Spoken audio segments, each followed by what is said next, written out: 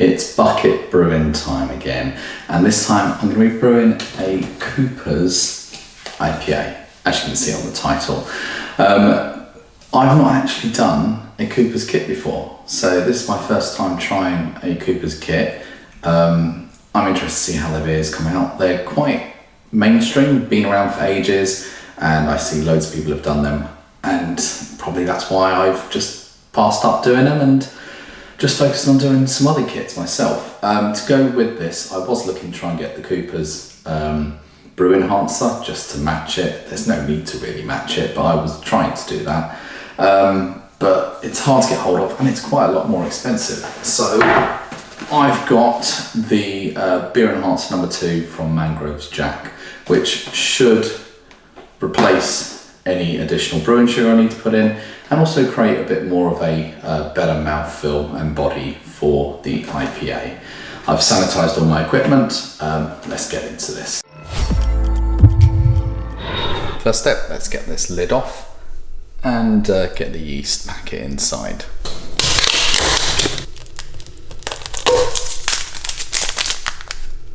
Interesting to note that the instructions are not on a piece of paper, it's just on the side of the tin. Very simple: mix, brew, bottle, enjoy. And then obviously I think you can go online and get better instructions if you really need them. The yeast sachet's been taken out and this is the tin. We're going to warm this up to make the liquid inside a bit more easier to pour into our brew bucket. Normally I put the tin in a pan, but I've put it into the sink and I'm going to cover this with more hot water. I've submerged my tin in hot water and we'll wait now about 15 minutes or so for that to become a bit more liquid inside. Clearly there was an area on the front that you can peel off. And it's just more languages. Alright, I've tilted the tin up in preparation to move this to the side. So I've got a cork board that I've brought here. The tin is hot and I'm going to have to wrap a towel around it while I use a tin opener that has been sterilised to get the lid off. I'm going to attempt to do this single-handed.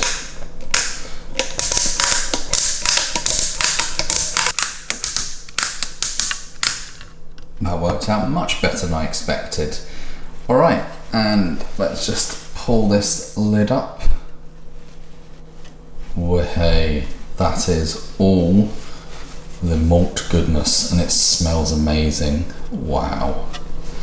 Alright, now let's pour this into the bucket.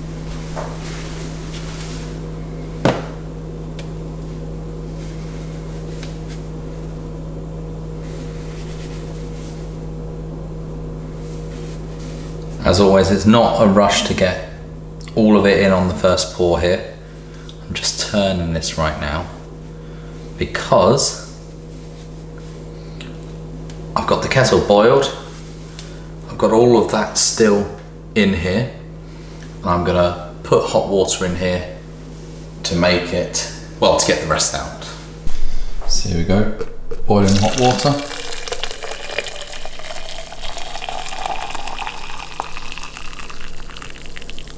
I'm gonna use a spoon and stir this a bit to get as much of that malt extract into that, dissolved into the water. Again, the spoon is sterilised.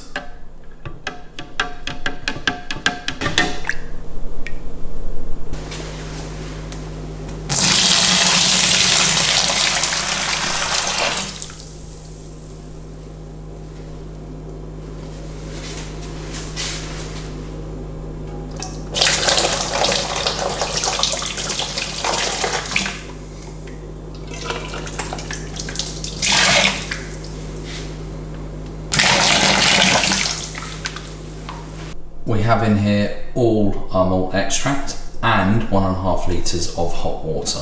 I'm going to boil the kettle and chuck another 1.5 litres of hot water in and get stirring.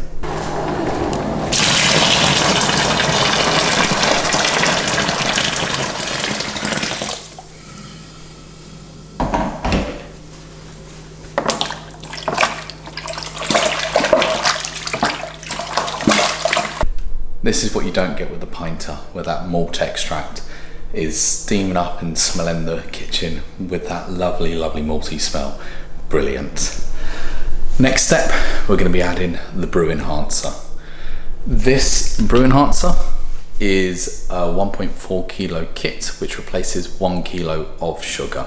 So there's 1 kilo of dextrose or similar in a sense, and some other items to give, as I say, better mouthfeel to that pint. Malt extract kit is soaking in hot water, just like I did with the tin, to make that solution easier and quicker to get out of the bag. I'm also boiling a kettle on the side because I'm going to need to pour some in to get the last bits out, just like I did with the tin.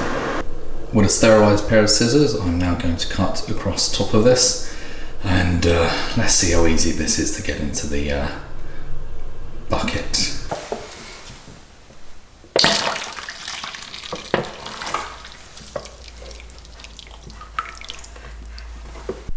I filled it with hot water, and let's try and get those last fermentables out.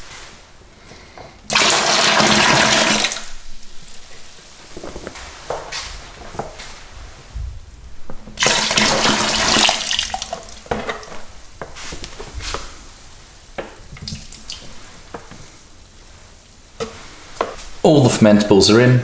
Now it's time to get stirring again.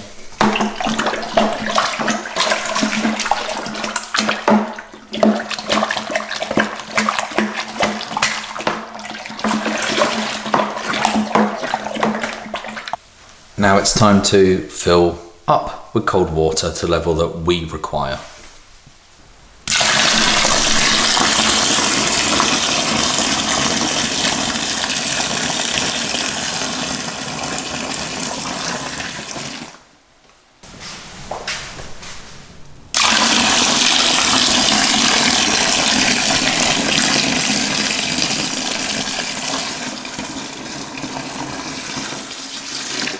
Normally the kits are meant to be made up to 23 litres. What I've got here is 1.7 of the actual malt extract, 1.4 of the Brew Enhancer, that's kilos but converted to litres at that stage.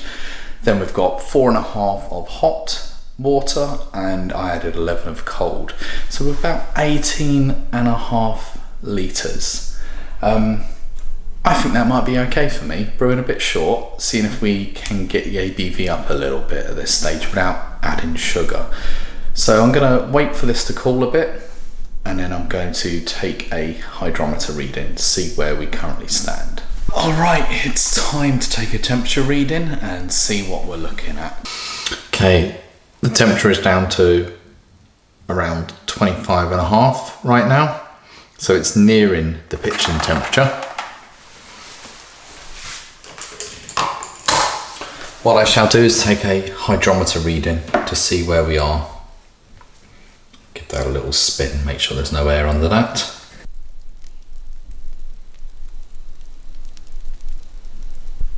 So the hydrometer reading's about 1048.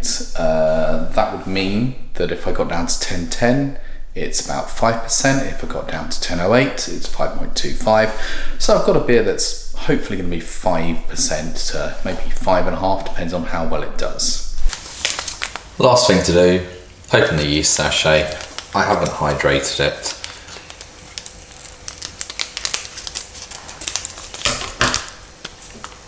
And disperse it around.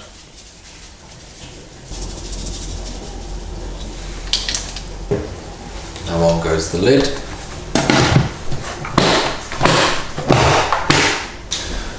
I would sometimes normally put like something like vodka in the airlock, but it's fine, water will do. And there we go. This is now going to rest in a warmish area for the next week or so.